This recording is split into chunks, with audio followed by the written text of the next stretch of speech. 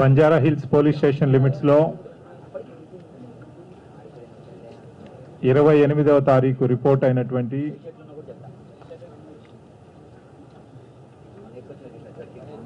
Vikram Goud injuries అయినటువంటి కేసులో Hyderabad city police కేసును ప్రతిష్టాత్మకంగా తీసుకొని 5 రాష్ట్రాల్లో తెలంగాణ, ఆంధ్రప్రదేశ్, కర్ణాటక, మహారాష్ట్ర, మధ్యప్రదేశ్ 5 రాష్ట్రాల్లో విస్తృతంగా గాలించి పరిశోధన చేసి ఈ కేసులో మొత్తము 9 మంది నేరస్తులుగా, అనుమానితులుగా గుర్తించడం జరిగింది.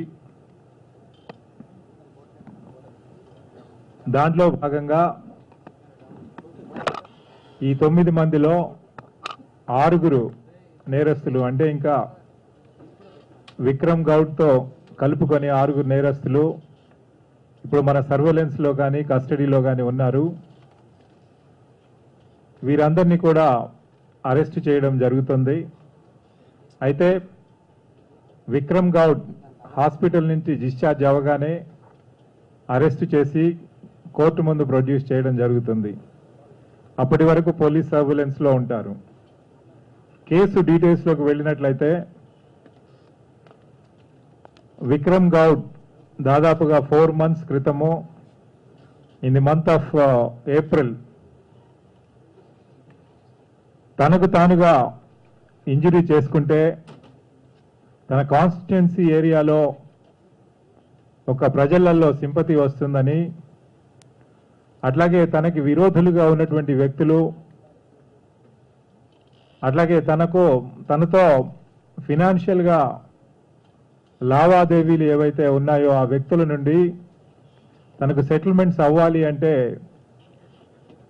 తను ఇంజరీ చేసుకొని ఈ కేసును ఆసరాగా చేసి వారిపైన ప్రెషర్ తెచ్చి వారితో సెటిల్ చేసుకోవడానికి అవకాశం ఉంటుంది అని చెప్పి తనకు తానుగా నమ్మి ఈ ప్లాన్ వేసుకోవడం జరిగింది. అయితే ఈ ఎంటైర్ కేసు బిగినింగ్ నుంచి ఎండ్ వరకు కూడా విక్రమ్ గౌడ్ గారు చాలా యాక్టివ్గా ఇన్వాల్వ్ అయి ప్రతి స్టేజ్లో కూడా ఏం చేయాలని తనే నిర్ణయిస్తూ ఎవరెవరు ఏం చేయాలి, ఎలా చేయాలనే విషయాన్ని కూడా తనే ఒక ప్లాన్ ప్రకారం ఆర్గనైజ్ చేసి చివరి వరకు కూడా దాన్ని తీసుకెళ్లడం జరిగింది.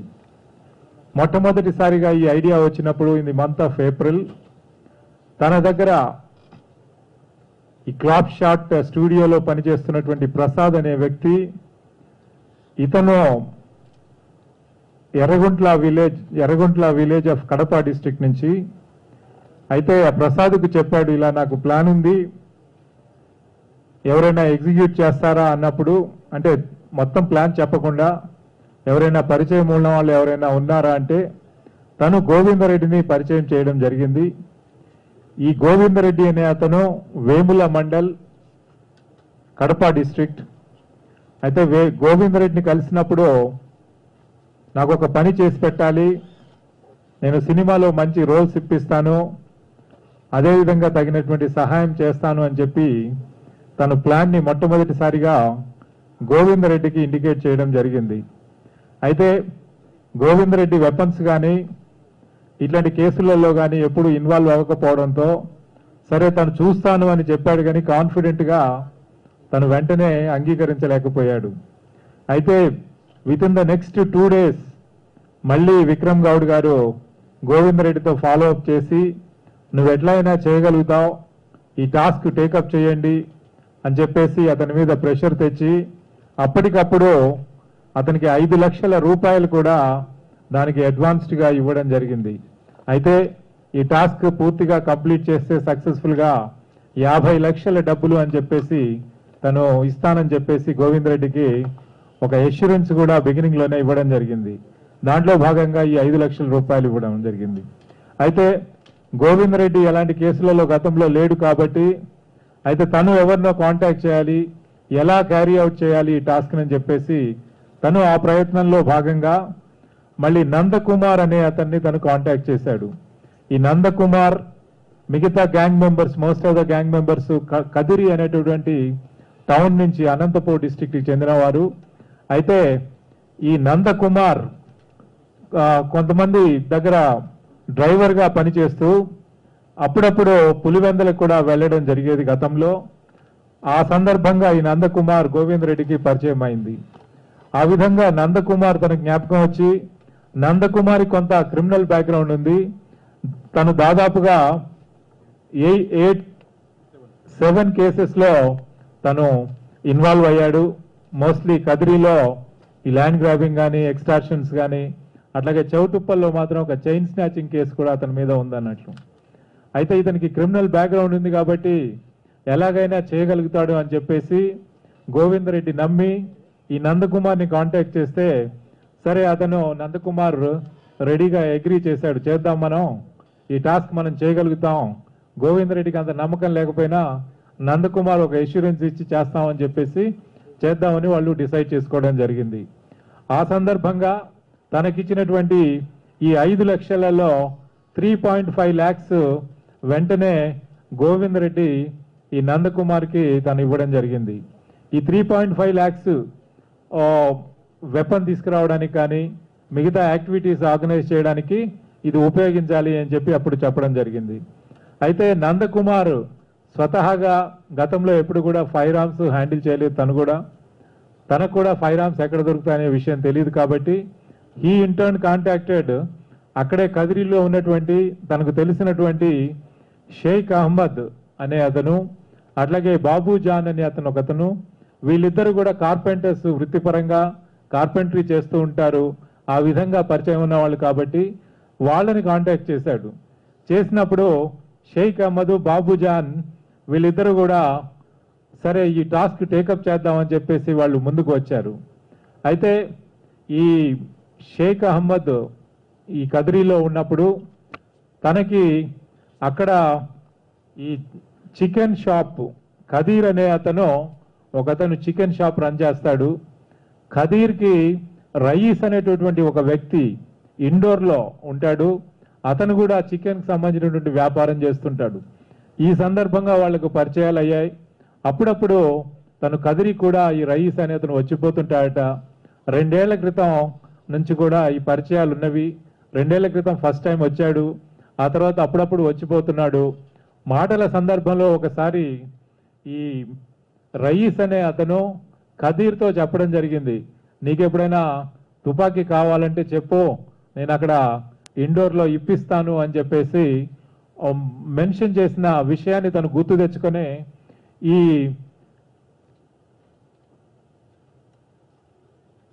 ఖదీర్ అనే అతను వాళ్ళకి మనకి షేక్ అహ్మద్కి, బాబు జాన్కి విషయం వాళ్ళు చెప్పడం జరిగింది అన్నట్లు.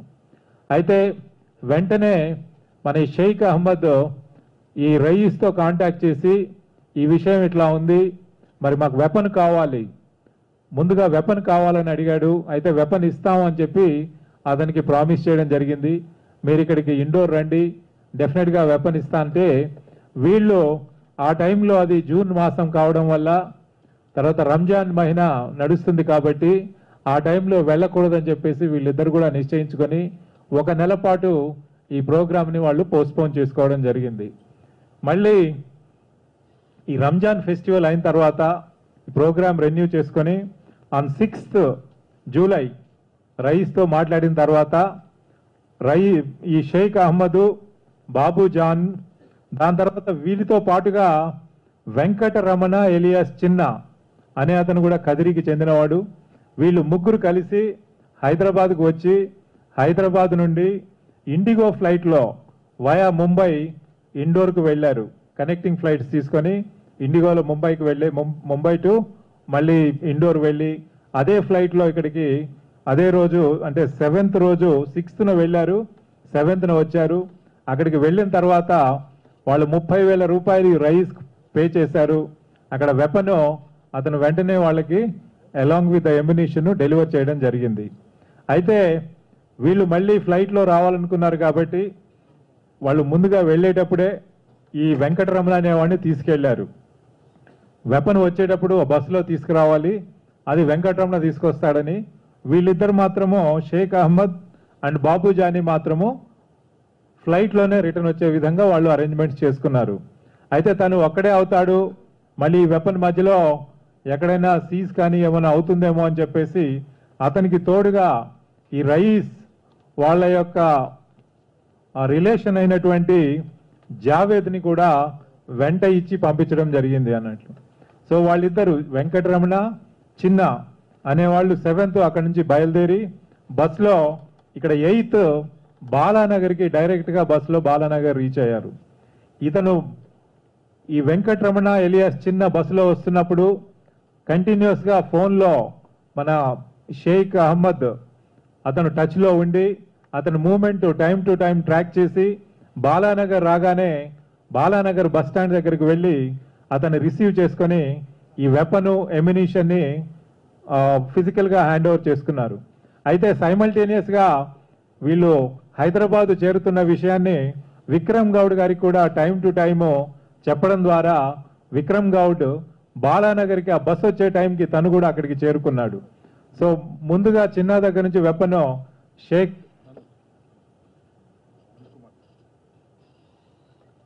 ఆ రోజు నందకుమార్, ఇది కోఆర్డినేట్ చేసింది నందకుమారు బాలానగర్కి వెళ్ళి అక్కడ బాలానగర్లో ఈ విక్రమ్ గౌడ్ని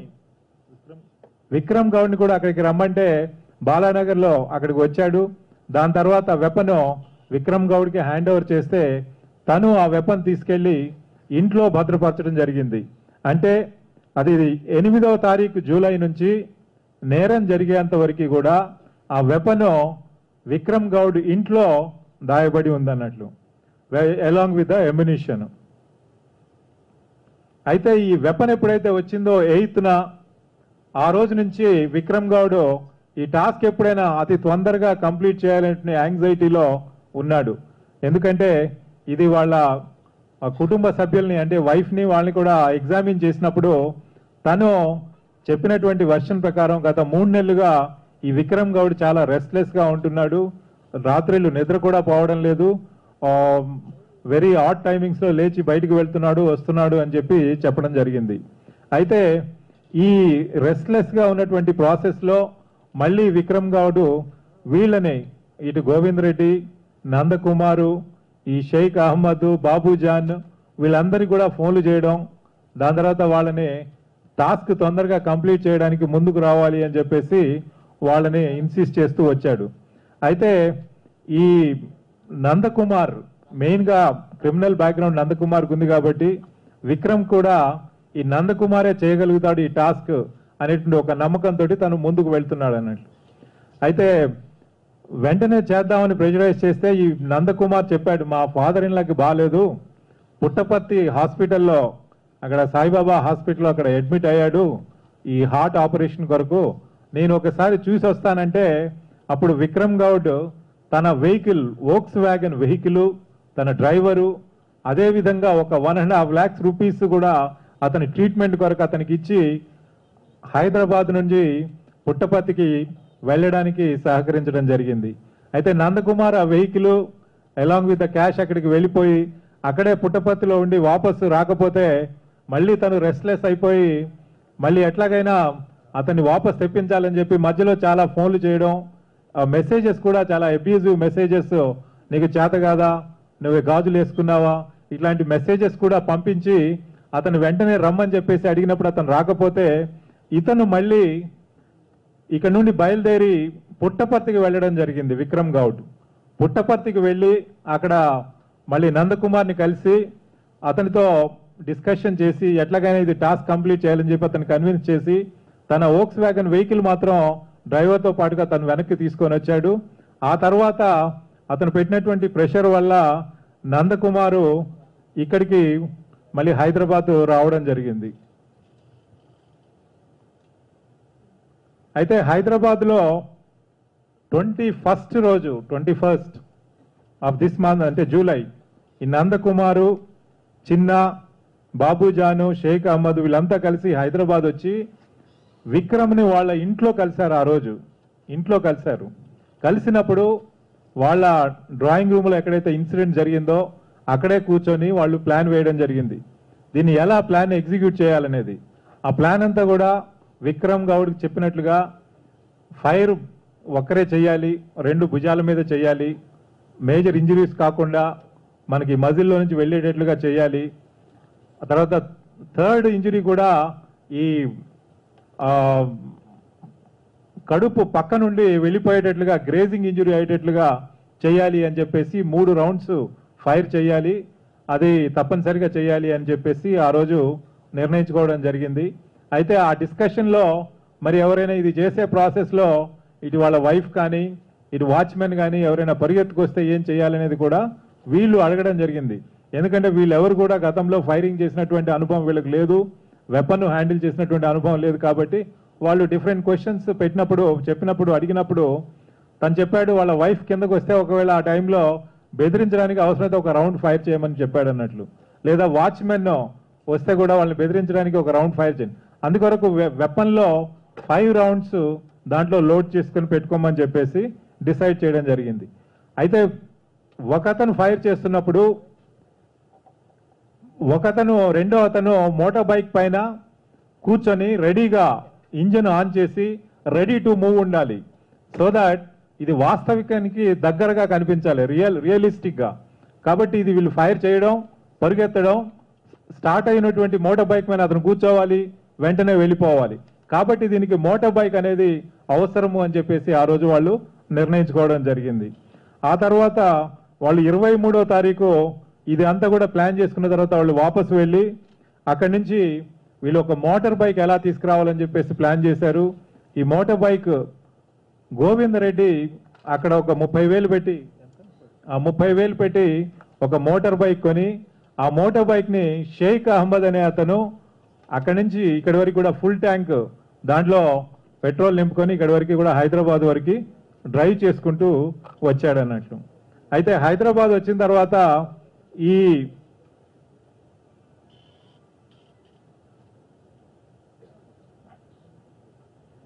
హైదరాబాద్కు వచ్చినప్పుడు ఈ బాబుజాన్ అనే అతని యొక్క ఫ్రెండ్ ఒక అతను ఉన్నాడు, గౌస్, చంద్రాయనగుట్టలో ఉంటాడు. ఇతను something to do with the mechanic shops. అయితే ఈ గౌస్ అనే అతను వచ్చి ఇతన్ని రిసీవ్ చేసుకొని రాయల్ లాడ్జ్ సికింద్రాబాద్లో పెట్టడం జరిగింది.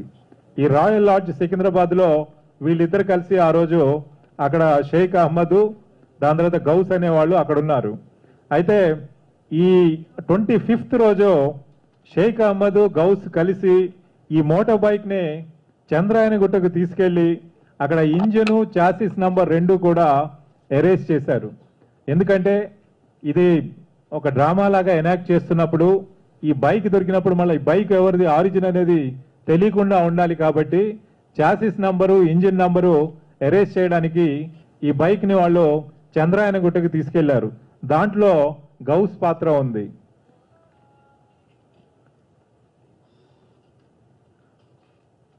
ఇది జరిగిన తర్వాత ఈ మధ్యలో ఇదంతా కూడా టైం టు టైము విక్రమ్కి వీళ్ళు అప్డేట్ చేస్తున్నారు. కాబట్టి విక్రమ్ ఈ టీం దగ్గరలో ఉంటే బాగుంటుందని చెప్పి అపోలో హాస్పిటల్కి దగ్గరలో ఉన్నటువంటి గెస్ట్ హౌసెస్లో, అక్కడ పేషెంట్స్ కొరకు ఉన్నటువంటి గెస్ట్ హౌసెస్లో తేజ్ నివాస్ అనేటటువంటి ఒక గెస్ట్ హౌస్లో ఒక రూమ్ బుక్ చేసి వీళ్ళందరినీ కూడా అక్కడికి షిఫ్ట్ చేయడం జరిగింది.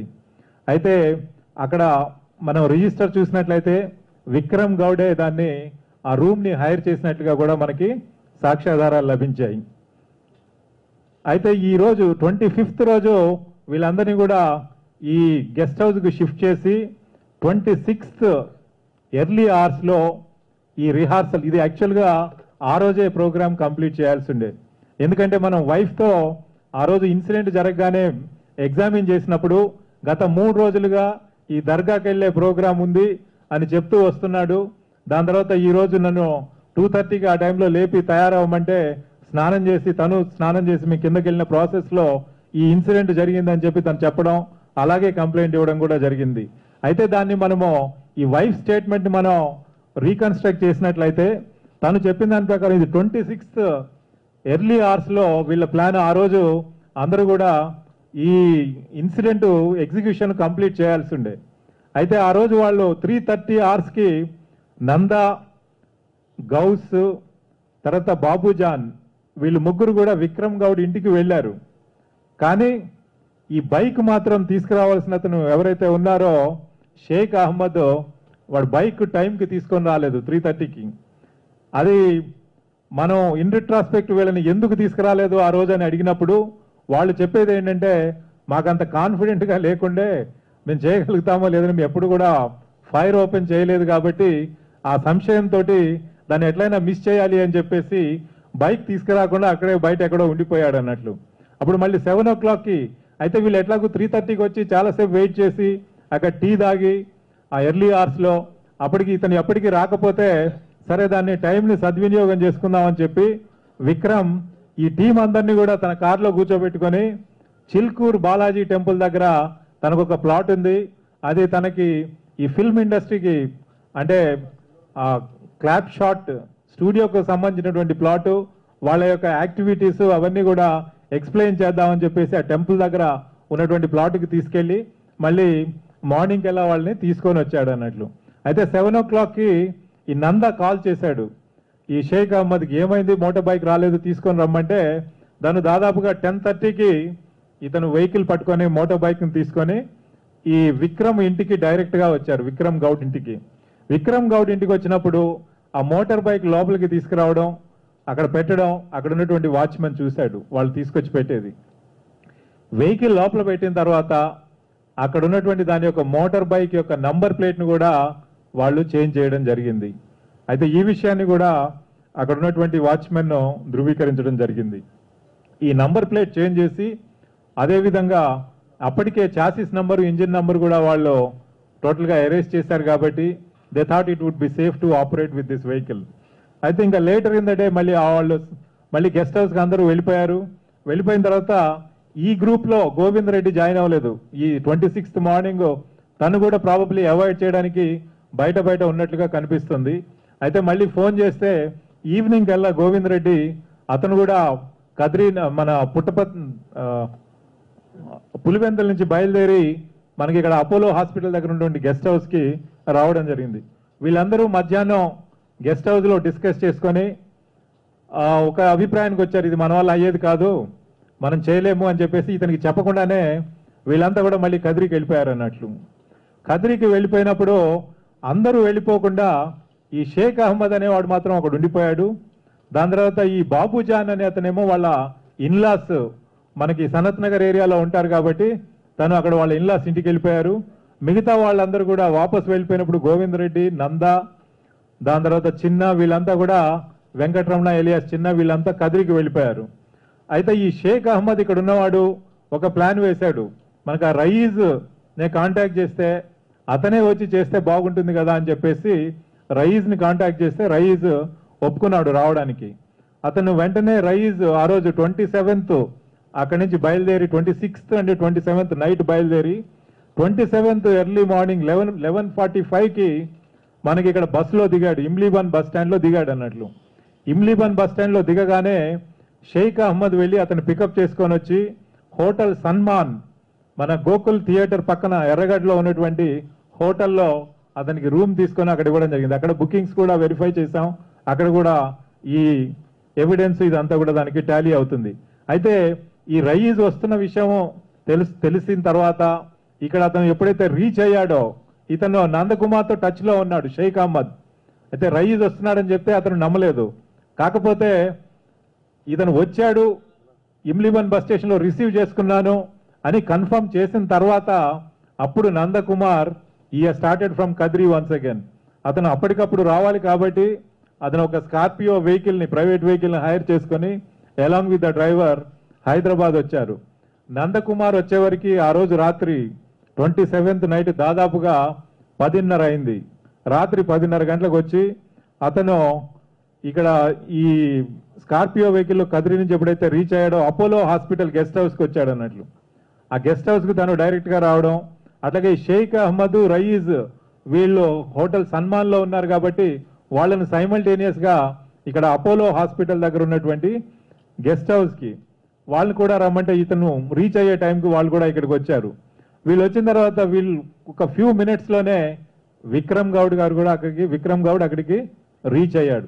అంటే వీళ్ళందరూ కూడా ఒక కోఆర్డినేటెడ్ ఎఫర్ట్ తోటి వాళ్ళందరూ కూడా అక్కడికి రీచ్ అవ్వడం, ఆ తర్వాత ఈ ప్లాన్ అంతా కూడా ఏంటి, గతంలో వాళ్ళు ఏం డిసైడ్ చేశారు అనేది రయీజ్కి ఎక్స్ప్లెయిన్ చేయడం జరిగింది.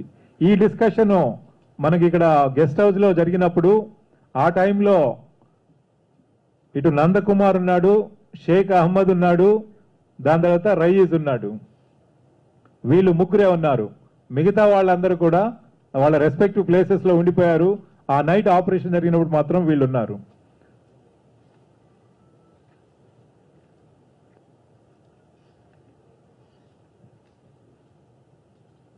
ఆ గెస్ట్ హౌస్లో అంతా బ్రీఫింగ్ అయిన తర్వాత మళ్ళీ అబౌట్ 145 అవర్స్కి, అంటే 27/28 ఎర్లీ అవర్స్లో విక్రమ్ గౌడ్ వీళ్ళందరినీ కూడా వాళ్ళ కార్లో కూర్చోబెట్టుకున్నాడు. నందకుమారు, షేక్ అహ్మద్, రయీజ్ ఈ ముగ్గురిని తన కార్లో కూర్చోబెట్టుకొని వాళ్ళు రిట్రీట్ రూట్స్, మనం నేరం జరిగిన తర్వాత పోలీసులకు చిక్కకుండా మనం ఎలా పారిపోవాలనేది రెక్కీ చేసి వాళ్ళకి ఒక రూట్స్ అన్ని కూడా 2 సార్లు, ఒకసారి చూపిస్తే కొత్తగా ఫస్ట్ టైం కాబట్టి రయీజ్కి మళ్ళీ అది కష్టమవుతుందని చెప్పేసి సెకండ్ టైం కూడా మనకి ఫిల్మ్ నగర్ నుంచి డైరెక్ట్గా బాంబే హైవేకి వెళ్ళేటటువంటి ఒక రోడ్డు, ఆ కొత్తగా వేసినటువంటి రోడ్డు అది చూపించి అక్కడి నుంచి పారిపోవాలని చెప్పేసి 2 సార్లు ఆ ఏరియా చుట్టూ తిప్పి అతనికి చూపించడం జరిగింది.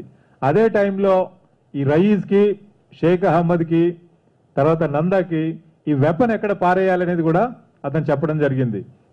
ఈ హకీంపేట పాండ్లో, కుంటలో దాంట్లో వేయాలి, అక్కడే వెహికల్ కూడా అబాండన్ చేసి పోవాలి అని చెప్పేసి వాళ్ళకి చెప్పడం జరిగింది.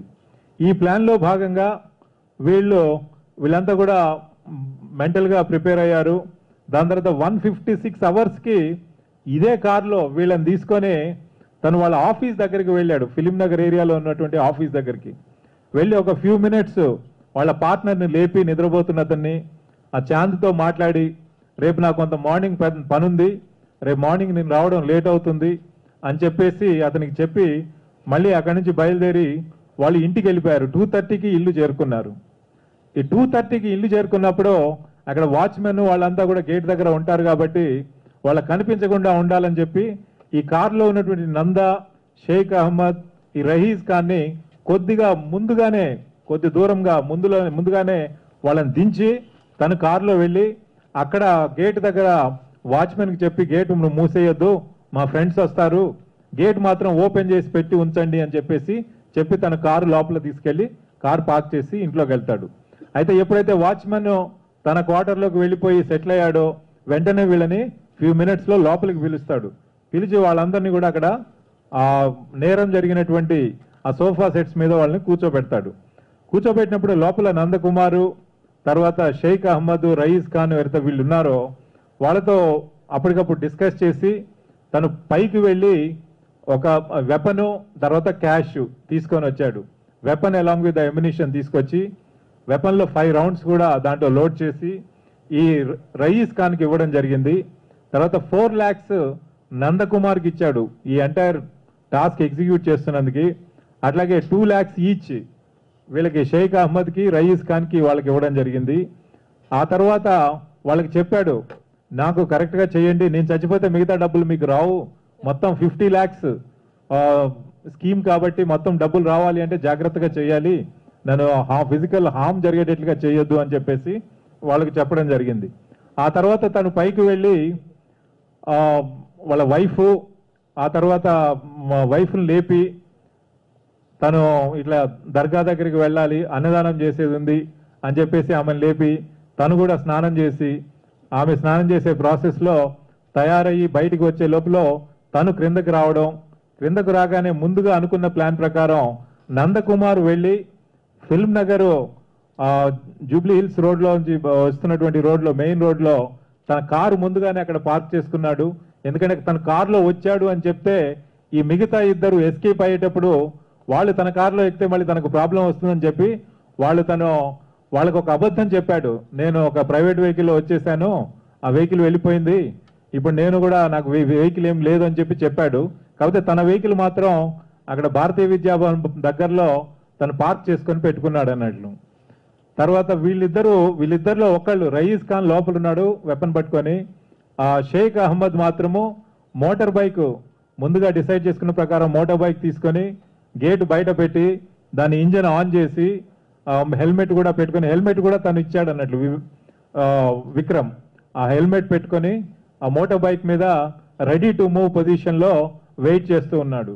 ఇతను పైకి వెళ్ళి ఒక అర్ధగంట లోపల కిందకు వచ్చిన తర్వాత ఈ ప్లాన్ యాజ్ ఇట్ ఈస్గా తను ఎగ్జిక్యూట్ చేయడం జరిగింది.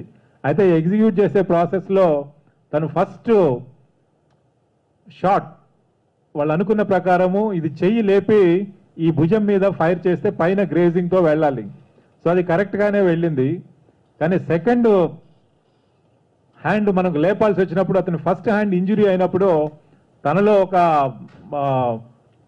నొప్పితోటి తను రెండో హ్యాండ్ తను లేపలేకపోయాడు. కాబట్టి అది లేపకుండా ఇలాగే పెట్టుకున్నాడు. కాబట్టి వాడు ఒరిజినల్ ప్లాన్ ప్రకారము తను ఫైర్ చేసినప్పుడు తను డైరెక్ట్గా అది వెళ్ళి బయటకు వచ్చి మళ్ళీ ఈ పొట్ట లోపలికి వెళ్ళడం జరిగింది పక్కన ఉన్నటువంటి ఆ బోన్స్ నుండి. అయితే ఈ 2 రౌండ్లు ఫైర్ అయిన తర్వాత మూడోది చేసే ప్రాసెస్లో తను సోఫా సెట్ మీద కూర్చుండిపోయాడు. ఈ 2 రౌండ్లు మాత్రం తను నిలబడి ఉన్నప్పుడు చేయడం జరిగింది. నిలబడి ఉన్నటువంటి పొజిషన్లో చేశాడు కాబట్టి మనకి సెకండ్ రౌండ్ తగిలినప్పుడు అది వచ్చి ఫస్ట్ రౌండ్ మన ఈ గ్రౌండ్ మీద హిట్ అయింది, సెకండ్ రౌండ్ ఏమో బాడీలోకి వెళ్ళిపోయింది అన్నట్లు. ది పొజిషన్స్ అక్కడ ఉన్నటువంటి పొజిషన్స్ మనకు సైంటిఫిక్గా టాలీ అయినవి.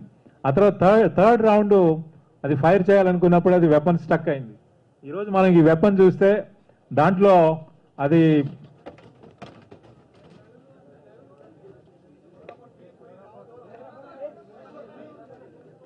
ఈ వెపన్ పిన్ పాయింట్ ఏదైతే ఉందో అక్కడ పెట్టేసి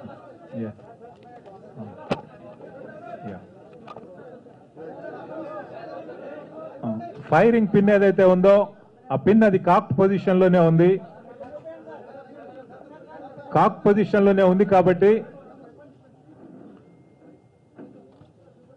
అది స్టక్ అయినప్పుడు తను ఏం చేయాలో తెలియక ఆ వెపన్ అలాగే తీసుకొని దాంతో పాటుగా వెళ్ళి ఆ బైక్ మీద కూర్చొని తను వెళ్ళిపోయాడు.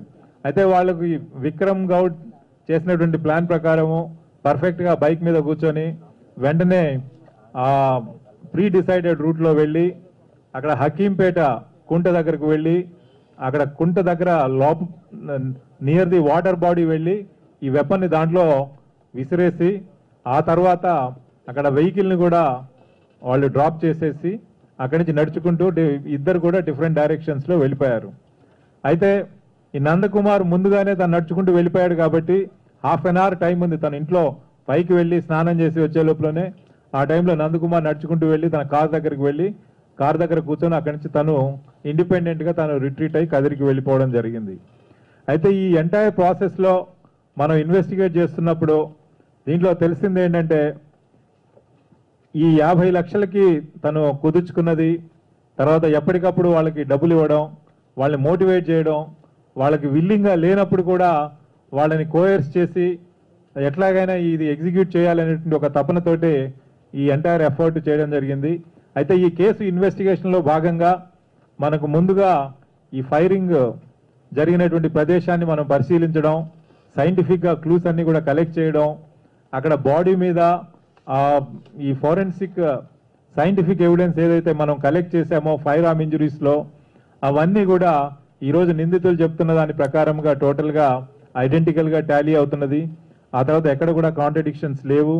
అదేవిధంగా ఇది జరిగినటువంటి నేరాన్ని బట్టి మనం చూస్తే ఇది 326 ఐపీసీ గ్రీవస్ ఇంజురీ, అట్లాగే 109 IPC abetment to commit crime, అట్లాగే 120B ఐపీసీ క్రిమినల్ కాన్స్పిరసీ, ఆ తర్వాత 201 IPC disappearance of causing disappearance of evidence, 203 IPC giving false information to the police, అట్లాగే 25 Indian evidence act Indian arms యాక్ట్లో possession of illegal firearm, అట్లాగే 27 Indian arms act కింద use of unlicensed firearm, ఈ sections అన్నిటి కింద కూడా వీరిని arrest చేసి న్యాయస్థానం ముందు ప్రవేశపెట్టడం జరుగుతుంది.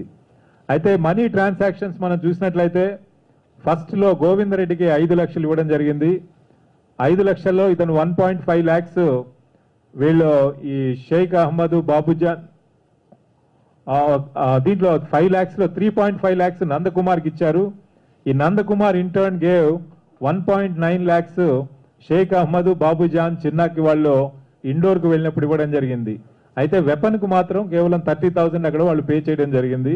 మిగతాది వాళ్ళ ఖర్చుల కొరకు వాళ్ళు ఉపయోగించుకోవడం జరిగింది. అట్లాగే తర్వాత మళ్ళీ నందాకి పుట్టపర్తికి వెళ్ళడానికి 1.5 lakhs, తర్వాత ఇది ఎగ్జిక్యూట్ చేసేటప్పుడు నందాకి 4 లక్షలు, రయీజ్ ఖాన్కి 2 లక్షలు, షేక్ అహ్మద్కి 2 లక్షలు, మొత్తము 14.5 లక్షలు వాళ్ళకి క్యాష్ ఇవ్వడమే కాకుండా కలిసిన ప్రతిసారి కూడా వాళ్ళు వచ్చినటువంటి ప్రతిసారి కూడా 10,000, 20,000 వాళ్ళ ఖర్చుల నిమిత్తం కూడా ఇతను ఇవ్వడం జరిగింది. ఈ విధంగా టోటల్ అగ్రిమెంట్ 50 lakhs తను ఆనర్ చేస్తానని చెప్పేసి చివరి వరకు కూడా తను చెప్పడం జరిగింది. Thank you.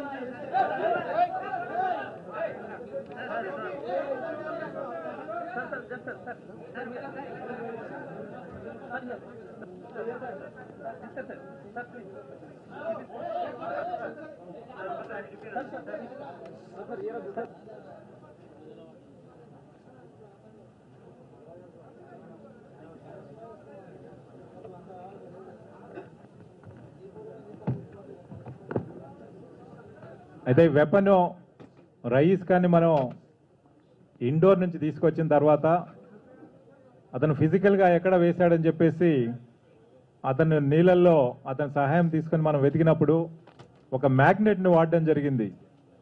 ఒక హెవీ మ్యాగ్నెట్ను తీసుకెళ్ళి ఆ ఏరియాలో మనం దాన్ని స్ప్రెడ్ చేసినప్పుడు ఆ టైంలో ఎక్కడైతే ఆ అట్రాక్షన్ పుల్ అనేది వస్తుందో దాన్ని బట్టి location of the fire arm identify చేసి దాన్ని ఈరోజు ఎర్లీ అవర్స్లో దాన్ని పికప్ చేయడం జరిగింది. అదేవిధంగా బురద అదంతా కూడా అలాగే ఉంది కాబట్టి ఆ మట్టితో పాటుగా దాన్ని మనము ఫోరెన్సిక్ ల్యాబొరేటరీ కూడా పంపించడం జరుగుతుంది కోర్టు ద్వారా. అట్లాగే అక్కడ మనకి ఆ ట్యాంక్లో ఉన్నటువంటి మట్టిని కూడా కంట్రోల్స్ సాయిల్ని కూడా మనం తీసుకెళ్ళి ఈ సాయిల్ ఆ సాయిల్ కూడా కంపేర్ చేయడం జరుగుతుంది. ఈ ఎంటైర్ ఈవెంట్లో Hyderabad city police, west zone police అధికారులు, ఎస్పెషలీ డీసీపీ వెంకటేశ్వర గారు వాళ్ళ టీమ్స్, అట్లాగే డీసీపీ టాస్క్ ఫోర్స్ లింబారెడ్డి గారు వాళ్ళ టీమ్స్ అందరూ కూడా దాదాపుగా 10 టీమ్స్ ఈ 5 రాష్ట్రాల్లో విస్తృతంగా గాలించి రికార్డు టైంలో వీళ్ళందరినీ కూడా అరెస్ట్ చేసి న్యాయస్థానం ముందు ప్రవేశపెట్టడానికి తగినటువంటి చర్యలు తీసుకోవడం జరిగింది.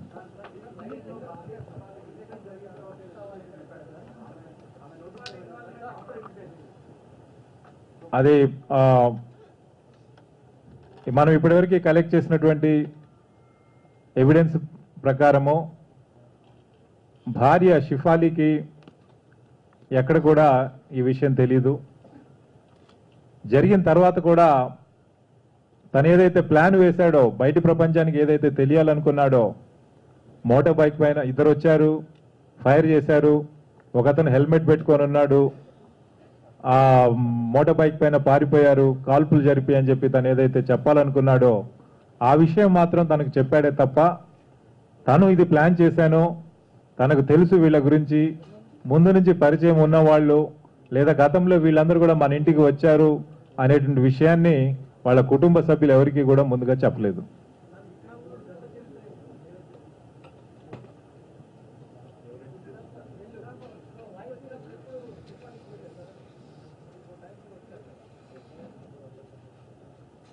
అది అక్కడ ఉన్నటువంటి మనం సర్వెంట్స్ని అక్కడ వాచ్మెన్ని వాళ్ళందరినీ కూడా ఎగ్జామిన్ చేస్తే వాళ్ళందరూ కింద హాల్లో వచ్చి కూర్చున్నారు.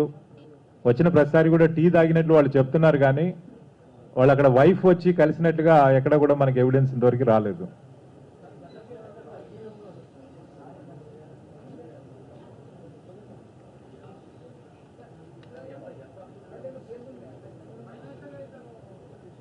ఎవరి మీదండి?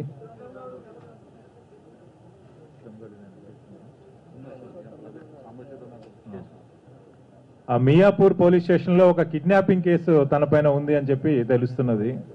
అఫ్జల్గంజ్లో కూడా ఒక కేసు ఉందని చెప్తున్నారు. ఆ విషయాలు కూడా అన్ని ఇన్వెస్టిగేషన్లో భాగంగా బయటికి తీయడం జరుగుతుంది. సారీ,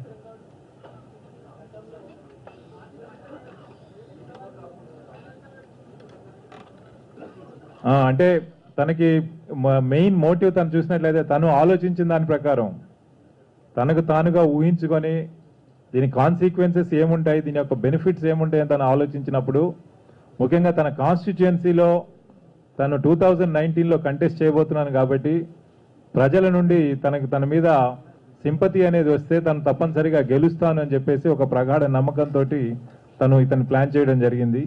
దీంతో పాటుగా సైమల్టేనియస్గా ఈ ఫినాన్షియల్ ఇష్యూస్ ఏవైతే ఉన్నాయో వాళ్ళతో కూడా తను సెటిల్ చేసుకోవడానికి ఈ కేసును తను వినియోగించుకోవచ్చు అని చెప్పేసి తనలో తాను అనుకోవడం జరిగింది. ఈ రెండు విషయాలు మాత్రమో మనకి ఈ నేరస్తులు, మిగతా నేరస్తులు నందకుమారు, గోవింద్ రెడ్డి వీళ్ళతో మాట్లాడినప్పుడు అసలు మిమ్మల్ని ఎందుకు చేయమని చెప్పాడు, మీకు కూడా అనుమానం రావాలి కదా, అతనే ఫైర్ ఆర్మ్స్ ఇవ్వడం ఏంటి, అతనే సుఫారీ ఇచ్చి అతనే ఫైర్ చేయించుకుంటుంటే మీకు ఎందుకు చేశారు మీరు అని అంటే అది ఈ కారణాలు చెప్పాడని చెప్పి అది వాళ్ళు చెప్పడం జరిగింది. అందరూ కూడా ఇండిపెండెంట్గా కూడా ఇదే కారణాలు వాళ్ళు చెప్తున్నారు. అయితే వాళ్ళు చెయ్యము అని చెప్పేసి ఇది చేస్తే నేరం అవుతుంది, వాళ్ళు అరెస్ట్ అవుతారంటే అప్పుడు వీళ్ళ డిస్కషన్లో ఈ విక్రమ్ గౌడ్ చెప్పడం జరిగింది, ఇది నన్ను నేను కాల్చుకుంటున్నాను, దాని మీద మీ మీద ఏం కేసు ఉంటుంది, మీ మీద ఏం కేసు ఉండదు అని చెప్పేసి వాళ్ళని కన్విన్స్ చేయడం జరిగింది. Yes, Vikram Goud statement record చేయడం జరిగింది.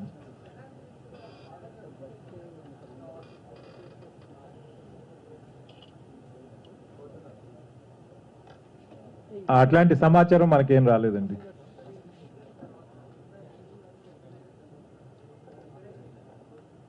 ఈ ఇన్సిడెంట్ చేసినప్పుడు అందరూ దీంట్లో ఇన్వాల్వ్ అయ్యలేరు. మనకి గోవింద్ రెడ్డి అసలు ఆ రోజు ఇక్కడికి రాలేదు. ఓన్లీ నందకుమార్ ఉన్నాడు, షేక్ అహ్మద్ ఉన్నాడు, రయీజ్ ఖాన్ ఉన్నాడు, వీళ్ళు ముగ్గురే ఉన్నారు. బాబుజాన్ వాళ్ళ ఇన్లాస్ దగ్గరే అక్కడ ఉండిపోయాడు. వెంకటరమణ ఎలియాస్ చిన్న కూడా అక్కడే కదిరిలోనే ఉండిపోయాడు. వీళ్ళ ముగ్గురులో ఒకతను స్కార్పియోలో వచ్చాడు కాబట్టి నందకుమారు తను స్కార్పియోలో వాపసు వెళ్ళిపోయాడు. రెండో అతను షేక్ అహ్మద్, వీడు నిజామాబాద్ బస్సు ఎక్కాడు. ఆ బస్ స్టాండ్లోకి వెళ్ళి ఏ బస్సు ఉంటే ఆ బస్సు ఎక్కాలి కాబట్టి వెంటనే నిజామాబాద్ వెళ్తున్న బస్సు ఎక్కి అక్కడి నుంచి ఖమ్మం నుంచి విజయవాడ నుంచి మళ్ళీ మదనపల్లి నుంచి అట్లా ఒక ట్రాక్ పట్టుకొని అట్లా వెళ్ళారన్నట్లు. సో ఒక ర్యాండమ్గా వాళ్ళకి ఏది పాసిబిలిటీ ఉంటే అది తను రిట్రీట్ అవ్వడం జరిగింది. అదేవిధంగా ఈ రయీజ్ ఖాన్ కూడా బస్సులు పట్టుకొని బయలుదేరి వెళ్ళిపోయి తను ఇండోర్కి చేరడం జరిగింది. అయితే ముగ్గురు కూడా ఎవరికి ఒకరు కలవకుండా ఇతనే ముందుగా చెప్పాడు. ఆ ప్లాన్లో వాళ్ళు అనుకున్న ప్రకారం అఫెన్స్ జరిగిన తర్వాత నెక్స్ట్ 2-3 డేస్ మీరు ఎవరు కూడా కలవకూడదు ఒకళ్ళనొకళ్ళు అనేది ఒకటి రిక్వైర్మెంటు. రెండోది మీరందరూ కూడా సెల్ ఫోన్లు స్విచ్ ఆఫ్ చేయాలి, దాని తర్వాత ఎవరితో కూడా మాట్లాడుకోకూడదు అని చెప్పేసి వాళ్ళకి తను చెప్పడం జరిగింది. ఆ విధంగానే వాళ్ళు ఫోన్లు స్విచ్ ఆఫ్ చేసుకొని వాళ్ళు బయలుదేరి వెళ్ళిపోవడం జరిగింది.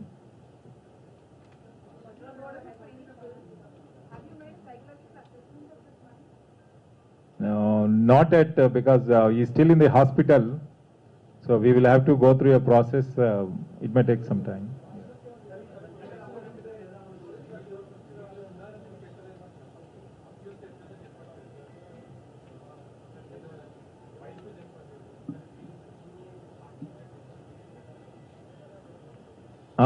అంటే మనకి టెక్నికల్ అనాలిసిస్, ఫోరెన్సిక్ ఎవిడెన్స్, తర్వాత సీసీటీవీ కెమెరాల్లో కూడా మాకు ఇమేజెస్ వచ్చాయి. సీసీటీవీ కెమెరాల్లో కూడా ఇమేజెస్ వచ్చాయి.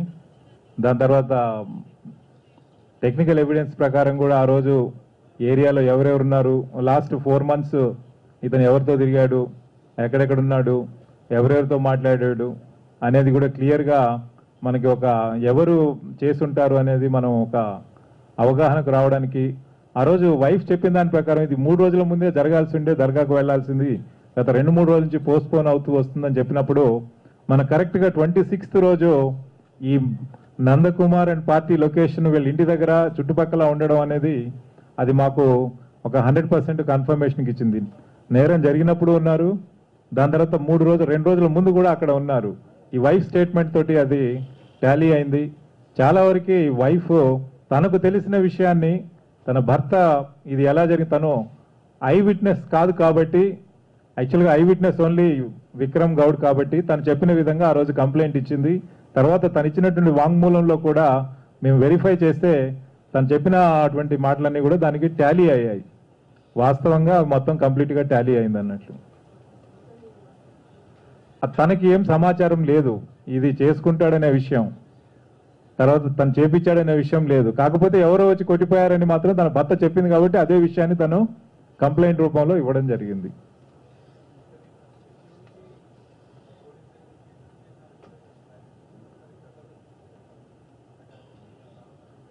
ఉండొచ్చు, అది కూడా ఒక మోటివ్ ఉండొచ్చు. ఎందుకంటే వీళ్ళతో షేర్ చేసుకున్నది మాత్రం ఈ 2 విషయాలు. అయితే మళ్ళీ మనము ఈ కేసు ఇన్వెస్టిగేషన్లో ప్రాసెస్లో భాగంగా ఒక సస్టైన్డ్గా ఎగ్జామినేషన్ కూడా చేయడం జరిగింది ఈ విక్రమ్ గౌడ్ని. సో ఆ రోజు ఏం చెప్పకపోయినప్పటికీ నెక్స్ట్ డే మొత్తం టోటల్గా కంప్లీట్గా చెప్పేశాడు, ఏం జరిగింది అనేది టోటల్గా చెప్పేశాడు.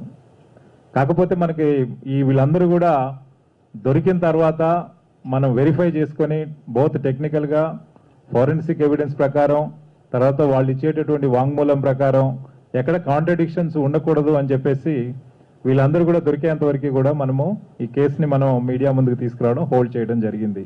అదర్వైజ్ ఈ జరిగిందంతా కూడా మొత్తం టోటల్గా Vikram Goud the very next day during the sustained interrogation he has shared with the police.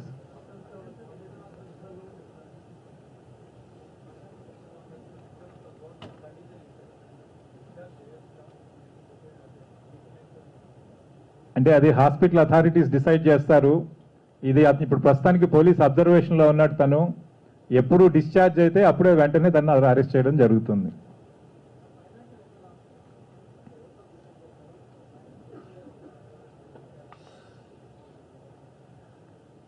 అది ఫిల్మ్ ఇండస్ట్రీలో తను ఇన్వెస్ట్మెంట్స్ చేస్తున్నాడు, తర్వాత వేరియస్ యాక్టివిటీస్లో కూడా ఇలా ఖర్చు పెడుతున్నాడు. బట్ ఎంత ఫైనాన్షియల్ లాస్ అనేది మనకు ఒక ఎస్టిమేట్ అంటూ తను ఇవ్వలేదు. అయితే ఎంత అమౌంట్ అని మేము క్వశ్చన్ చేయడం జరిగినప్పుడు తను నాకు డబ్బులు లాస్ అయినంత మాత్రాన నేను చేసుకుంటానా సార్ అని చెప్పి అతను ఎదురు ప్రశ్న వేయడం జరిగింది. కాకపోతే దీనికి మోటివ్ స్ట్రాంగ్, బలమైనటువంటి మోటివ్, కాన్స్టిట్యుయెన్సీలో ప్రజల నుంచి సింపతి వస్తుంది అనే ఒక నమ్మకంతో తను చేసినట్టుగా ఇది కనిపిస్తుంది.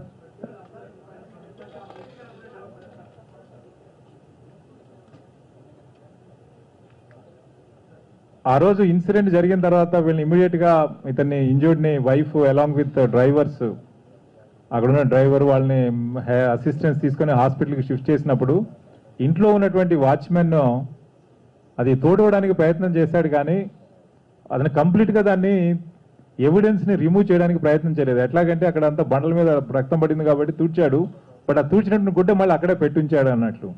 అంటే తను కంప్లీట్గా రక్తం అనేది ఇంట్లో లేకుండా చేయడానికి తను చేసింది కాదు. కాకపోతే తను ఎగ్జామిన్ చేసినప్పుడు తను చెప్పేది అది ఎట్లాగో నేనే క్లీన్ చేయాల్సి వస్తుంది, మళ్ళీ అంత ఎండిపోతే మళ్ళీ కష్టం అవుతుందని చెప్పి ఆ తడి ఉన్నప్పుడే నేను తూడ్చేశానని చెప్పి అతను చెప్పడం జరిగింది.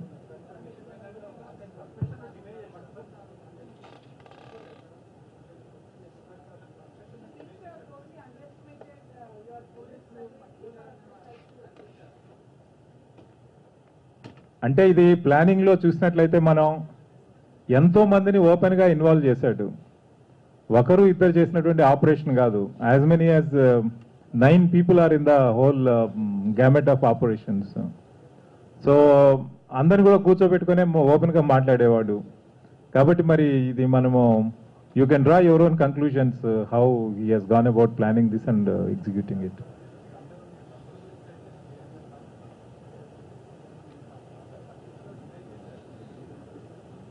లేదు, తను చెప్పడం జరిగింది, నేను అఫెన్స్ చేశాను, నేనే ఆర్గనైజ్ చేయించానని. మొత్తం టోటల్గా వీళ్ళెవరూ దొరకకముందే తను టోటల్గా బ్రేక్ డౌన్ అయ్యి మొత్తం కూడా ఎంటైర్ సీక్వెన్స్ ఆఫ్ ఈవెంట్స్ తను టోటల్గా తనంతట తను చెప్పడం జరిగింది.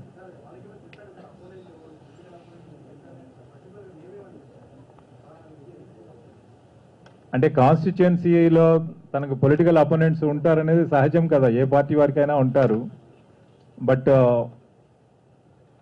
ఈ ఎంటైర్ ఎపిసోడ్లో అతన్ని మోటివ్ ఏంటి అనేది మనము అండర్స్టాండ్ చేసుకోవడానికి ట్రై చేసినప్పుడు ఇప్పుడు చెప్పడం ఒక వంతు, నేరం చేయకముందు తను ఎవరెవరితో అయితే ప్లాన్ చేశాడో వాళ్ళతో షేర్ చేసుకున్నటువంటి విషయాల్ని మనం ఎక్కువగా పరిగణలోకి తీసుకుంటాం. ఎందుకంటే మోటివ్ అప్పుడే డిసైడ్ అవుతుంది కాబట్టి.